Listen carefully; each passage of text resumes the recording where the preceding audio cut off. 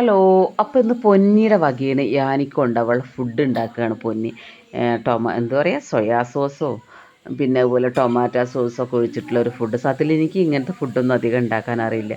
ഇപ്പോഴത്തെ ട്രെൻഡ് ഫുഡൊക്കെ ഉണ്ടാക്കുക പൊന്നിയാണ്. അവൾക്ക് പിന്നെ അതൊക്കെ കുക്ക് ചെയ്യാൻ ഇഷ്ടമാണേനും.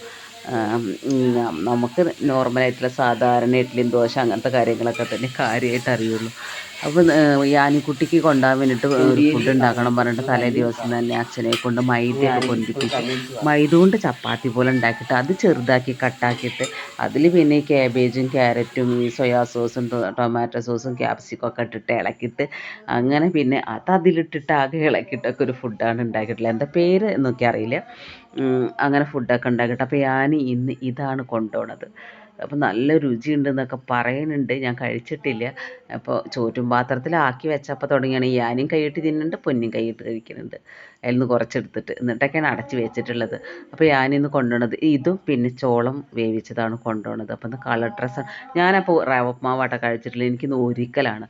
അപ്പോൾ ഇന്ന് യാനിക്കുട്ടിക്ക് കളർ ഡ്രസ്സാണ്, ബുധനാഴ്ചയാണ്. അപ്പോൾ അതിൻ്റെ ഇടയ്ക്ക് പൊന്നിന്ന് എൻ്റെ വീട്ടിൽ പോകുന്നുണ്ട് പറയുന്നുണ്ട്. ആ കേട്ട വിഷമത്തിലാണ് യാനി ഇരുത്തിരിക്കുന്നത്.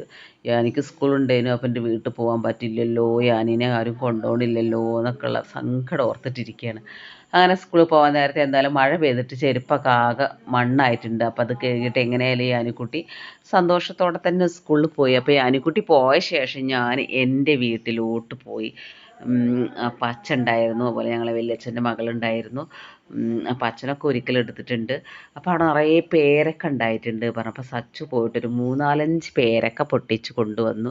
അങ്ങനെ പേരക്ക കേട്ട് ഞാൻ വീട്ടിൽ വന്നു. പിന്നെ ഞാനും മോനോടും കൂടി കൊപ്പത്തേക്ക് പോയിട്ട് തിരിച്ച് വരുമ്പോൾ തറവാടിൻ്റെ കൂടെ വന്നത്. അപ്പം അർജുൻ അവിടെ ഇരുന്നിട്ട് മീൻ പിടിക്കണം. അപ്പോൾ കുറച്ച് നേരം വണ്ടി നിർത്തി അർജുൻ്റെ അടുത്ത് നിന്നു. അർജുന് ഒരു മീൻ കിട്ടിയിട്ടുണ്ട്. അങ്ങനെ പിന്നെ തിരിച്ച് ഞങ്ങൾ വീട്ടിലേക്ക് തന്നെ പോന്നു.